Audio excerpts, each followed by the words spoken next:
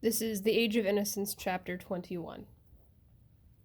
The small, bright lawn stretched away smoothly to the big, bright sea. The turf was hemmed with an edge of scarlet geranium and coleus, and cast-iron vases painted in chocolate color, standing at intervals along the winding path that led to the sea, looped their garlands of petunia and ivy geranium above the neatly raked gravel. Halfway between the edge of the cliff and the square wooden house, which was also chocolate-colored, but with the tin roof of the veranda striped in yellow and brown to represent an awning, two large targets had been placed against a background of shrubbery. On the other side of the lawn, facing the targets, was pitched a real tent, with benches and garden seats about it. A number of ladies in summer dresses and gentlemen in gray frock coats and tall hats stood on the lawn or sat upon the benches, and every now and then a slender girl in a starched muslin would step from the tent, bow in hand, and speed her shaft at one of the targets, while the spectators interrupted their talk to watch the result. Newland Archer, standing on the veranda of the house, looked curiously upon the scene. On each side of the shiny painted steps was a large blue china flower pot on a bright yellow china stand. A spiky green plant filled each pot, and below the veranda ran a wide border of blue hydrangeas edged with more red geraniums. Behind him, the French windows of the drawing rooms through which he had passed gave glimpses, between swaying lace curtains, of glassy parquet floors islanded with chintz puffs, dwarf armchairs, and velvet tables covered with trifles in silver. The Newport Archery Club always held its August meeting at the Beauforts. The sport, which had hitherto known no rival but croquet, was beginning to be discarded in favor of lawn tennis. But the latter game was still considered too rough and inelegant for social occasions, and as an opportunity to show off pretty dresses and graceful attitudes, the bow and arrow held their own. Archer looked down with wonder at the familiar spectacle. It surprised him that life should be going on in the old way when his own reactions to it had been so completely changed. It was Newport that had first brought home to him the extent of the change. In New York, during the previous winter, after he and May had settled down in the new greenish-yellow house with the bow window in the Pompeian vestibule, he had dropped back with relief into the old routine of the office, and the renewal of this daily activity had served as a link with his former self. Then there had been the pleasurable excitement of choosing a show gray stepper for May's brougham. The Wellens had given the carriage, and the abiding occupation and interest arranging in his new library, which, in spite of family doubts and disapprovals, had been carried out as he had dreamed, with dark embossed paper, Eastlake bookcases, and sincere armchairs and tables. At the Century he had found Winsett again, and at the Knickerbocker the fashionable young men of his own set, and what with the hours dedicated to the law, and those given to dining out or entertaining friends at home, with an occasional evening at the opera or the play, the life he was living had still seemed a fairly real and inevitable sort of business. But Newport represented the escape from duty into an atmosphere of unmitigated holiday-making.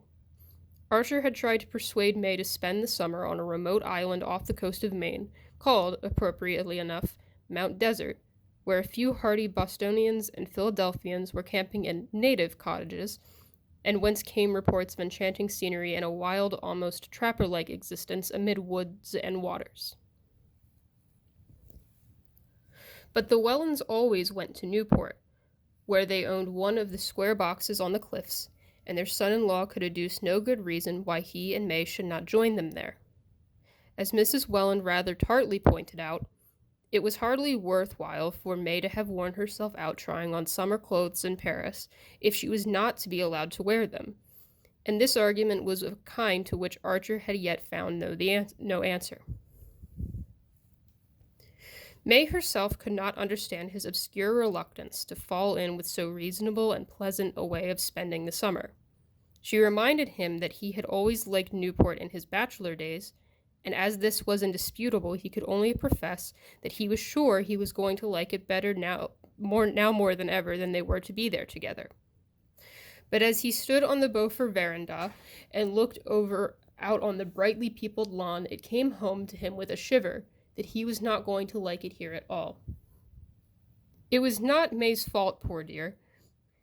If now and then during their travels they had fallen slightly out of step, harmony had been restored by their return to the conditions she was used to. He had always foreseen that she would not disappoint him, and he had been right. He had married, as most young men did, because he had met a perfectly charming girl at the moment when a series of rather aimless sentimental adventures were ending in premature disgust, and she had represented peace, stability, comradeship, and the steadying sense of an inescapable duty. He could not say that he had been mistaken in his choice, for she had fulfilled all that he had expected. It was undoubtedly gratifying to be the husband of one of the handsomest and most popular young married women in New York, especially when she was also one of the sweetest-tempered and most reasonable of wives, and Archer had never been insensible to such advantages. As for the momentary madness which had fallen upon him on the eve of his marriage, he had trained himself to regard it as the last of his discarded experiments. The idea that he could ever, in his senses, have dreamed of marrying the Countess Olenska had become almost unthinkable, and she remained in his memory simply as the most plaintive and poignant of a line of ghosts. But all of these abstractions and eliminations made of his mind a rather empty and echoing place, and he supposed that was one of the reasons why the busy, animated people on the Beaufort lawn shocked him, as if they had been children playing in a graveyard. He heard a murmur of skirts beside him, and then the Marchioness Manson fluttered out of the drawing-room window.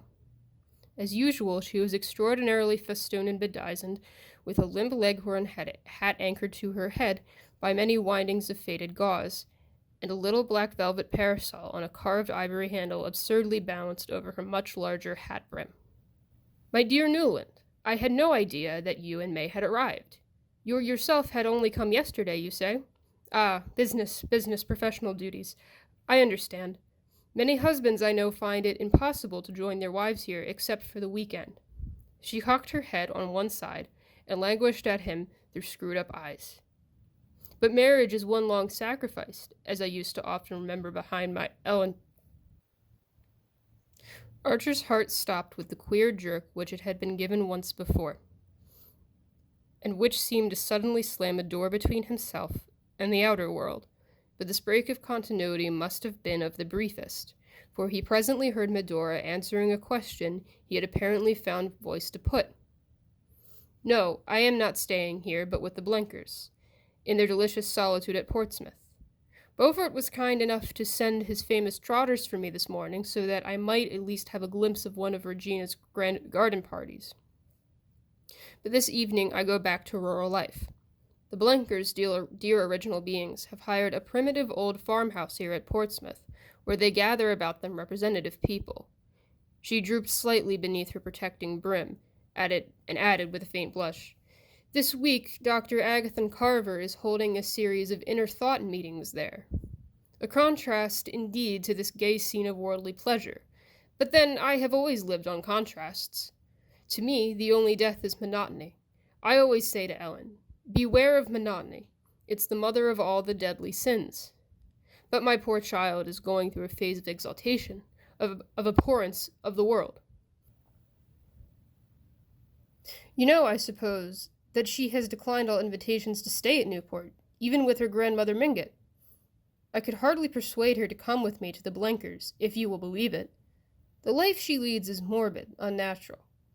Ah, if she had only listened to me when it was still possible, when the door was still open. But shall we go down and watch this absorbing match? I hear your May is one of the competitors." Strolling toward them from the tent, Beaufort advanced over the lawn, tall, heavy, too tightly buttoned up in a London frock-coat, with one of his own orchids in its buttonhole.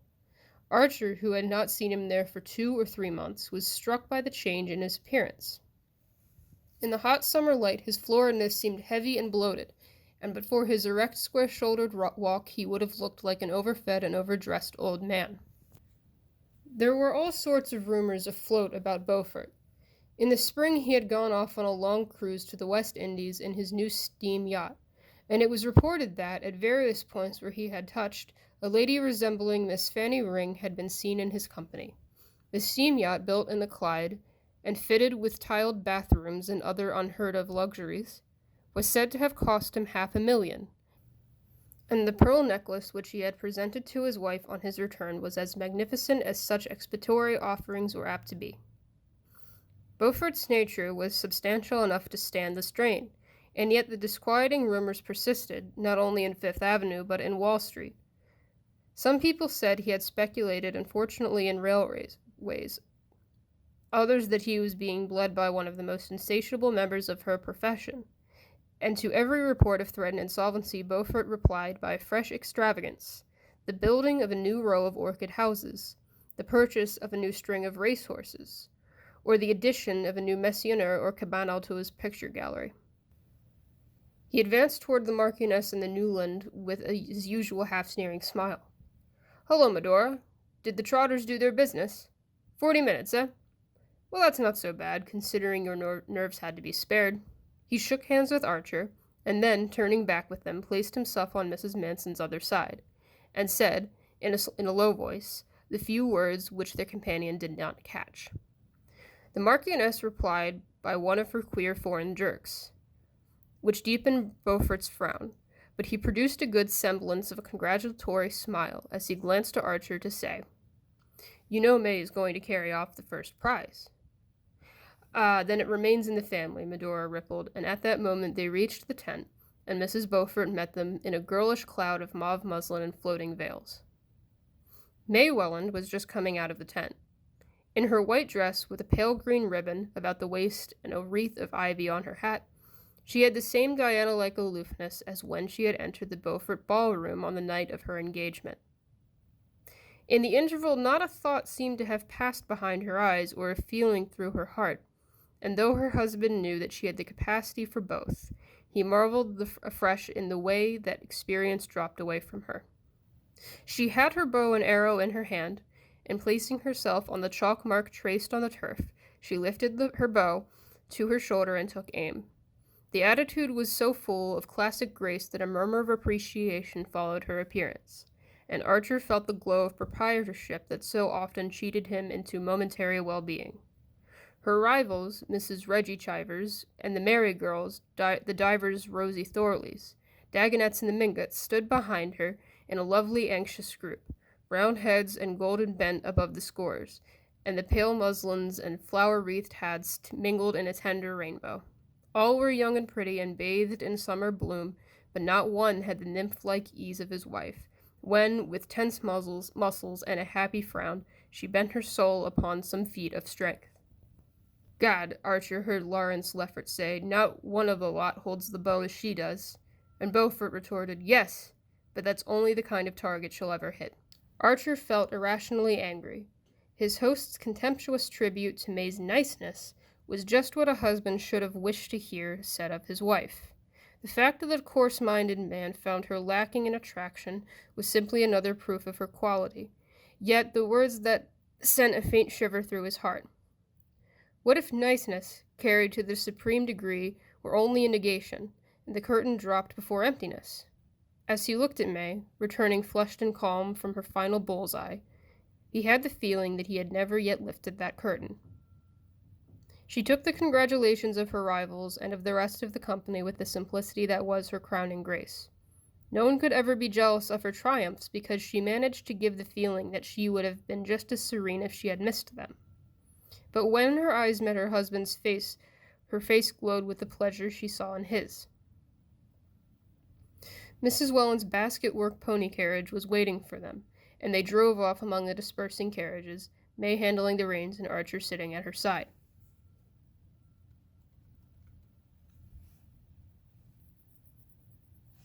The afternoon sunlight still lingered upon the bright lawns and the shrubberies, and up and down the Bellevue Avenue rolled a double line of victorias, dog-carts, landaus, and vis-a-vis, carrying well-dressed ladies and gentlemen from the Beaufort garden party, or homeward from their daily afternoon along the Ocean Drive.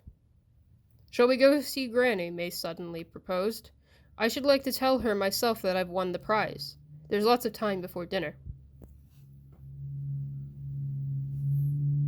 Archer agreed, and she turned the ponies down Narragansett Avenue, crossed Spring Street, and drove out toward the rocky moorland beyond. In this unfashionable region, Catherine the Great, always indifferent to precedent and thrifty of purse, had built herself in her youth a many-peaked and cross-beamed cottage orne and a bit of cheap land overlooking the bay. Here, in a thicket of stunted oaks, her verandas spread themselves above the island-dotted waters. A winding drive led up between iron stags and blue glass balls embedded in the mounds of geraniums to a front door of highly varnished walnut under a striped veranda roof, and behind it ran a narrow hall with black and yellow star-patterned parquet floor, upon which opened 4 small square rooms with heavy flock papers under ceilings on which an Italian house painter had lavished all the divinities of Olympus. One of these rooms had been turned into a bedroom by Mrs. Mingott when the burden of flesh descended on her, and in the adjoining one she spent her days, enthroned in a large armchair between the open door and window, and perpetually waving a palm-leaf fan with the prodigious projection of her bosom kept so far from the rest of her person that in the air it set in motion stirred only the fringe of the anti-macassars on the chair arms. Since she had been the means of hastening his marriage, old Catherine had shown to Archer the cordiality which a service renders excitement toward the person served. She was persuaded that irrepressible passion was the cause of his impatience, and being an ardent admirer of impulsiveness, when it did not lead to the spending of money, she always received him with a genial twink of complicity, and a play of allusion to which May seemed fortunately impervious. She examined and appraised with much interest the diamond-tipped arrow which had been pinned on May's bosom at the conclusion of the match, remarking that in her day a brooch would have been thought enough, but that there was no denying that Beaufort did things handsomely. "Quite an heirloom, in fact, my dear," the old lady chuckled. "You must leave it in fee to your eldest girl." She pinched May's white arm and watched the color flood her face. "Well, well, what have I said to make you shake out that red flag? Ain't there going to be any daughters? Only boys, eh? Good gracious, nothing— Look at her blushing again all over her blushes. What, can't I say that either? Mercy me, when my children beg me to have all these gods and goddesses painted overhead, I always say I'm too thankful to have somebody about me that nothing can shock." Archer burst into a laugh, and May echoed it, crimson to the eyes.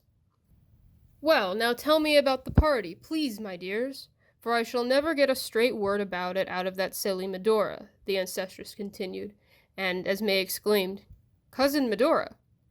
"But I thought she was going back to Portsmouth," she answered placidly. "So she is, but she's got to come here first to pick up Ellen." "Ah, you didn't know Ellen had come to spend the day with me." "Such folderol, her not coming for the summer. But I gave up arguing with young people about 50 years ago. Ellen, Ellen!" she cried in her shrill old voice, trying to bend forward enough to catch a glimpse of the lawn beyond the veranda.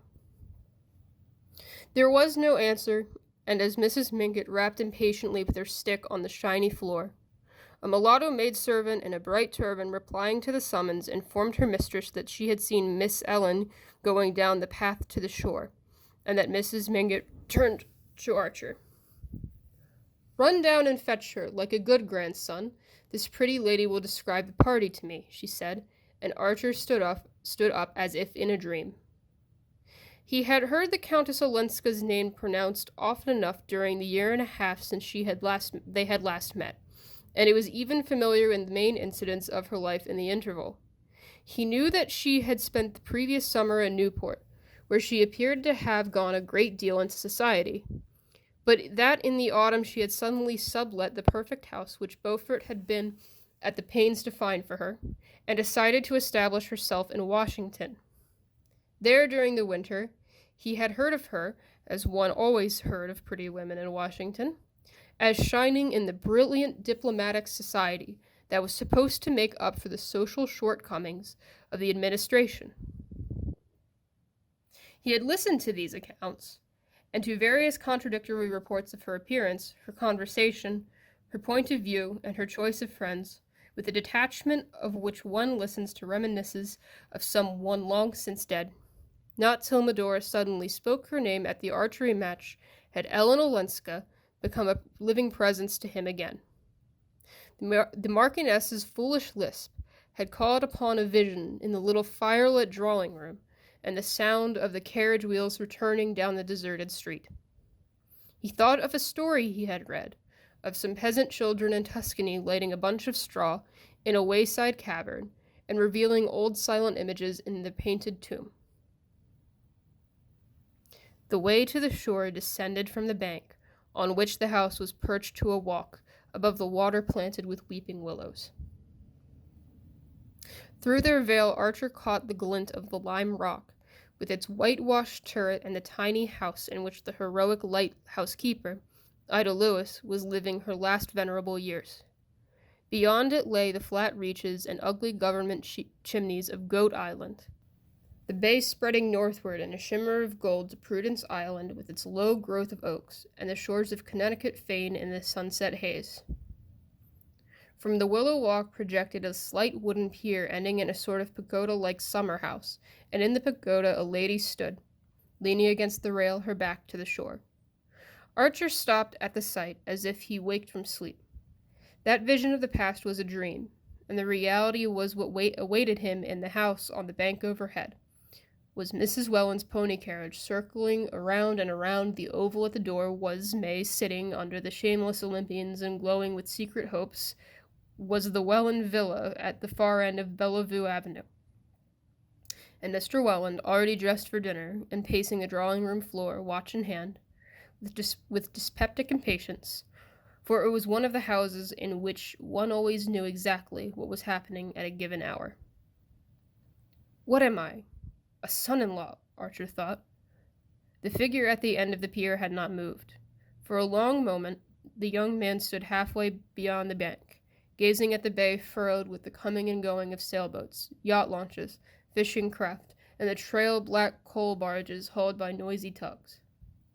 The lady in the summer house seemed to be held at the same sight. Beyond the gray bastions of Fort Adams, a long-drawn sunset was splintering up into 1,000 fires, and the radiance caught the sail of a catboat as it beat out through the channel between the lime rock and the shore. Archer, as he watched, remembered the scene in Shaughraun, and Montague lifting Ada Dyas's ribbon to his lips without her knowing that he was in the room. She doesn't know. She hasn't guessed. Shouldn't I know if she came up behind me, I wonder? He mused, and suddenly he said to himself, if she doesn't turn before that sail crosses Lime Rock, I'll go back. The boat was gliding out of the receding tide.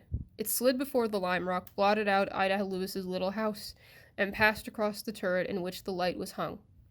Archer waited till a wide space of water sparked between the last reef of the island and the stern of the boat, but still the figure in the summer house did not move. He turned and walked up the hill.